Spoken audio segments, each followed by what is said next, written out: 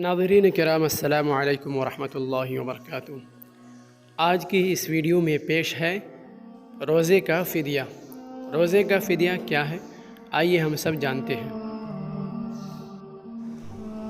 جو شخص بڑھاپے کے سبب انتہائی کمزور ہو گیا یا ایسی شدید بیماری میں مبتلا ہو، یعنی ایسی شدید بیماری اسے لاحق ہو کہ بظاہر صحت مند ہونے کی اسے توقع نہیں ہے اور وہ روزہ رکھنے کی طاقت بھی نہ رکھتا ہو، تو اس سلسلے میں کیا حکم ہے؟ تو شریعت نے ایسے لوگوں کو رخصت دی ہے کہ وہ روزہ نہ رکھیں اور ہر روزے کے بدلے ایک محتاج کو فدیہ ادا کرتا ہے۔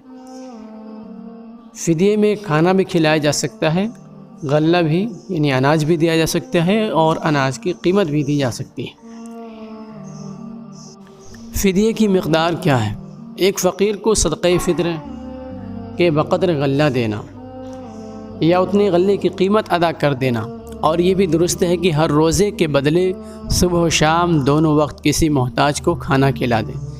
کھانا کھلانے میں اپنے کھانے پینے کے عام معیار کو سامنے رکھ کر اوسط درجے کا کھانا کھلائیں یا کھانا دیں۔ ویڈیو کو شیئر کریں اور ہمارے اس چینل کو سبسکرائب کریں۔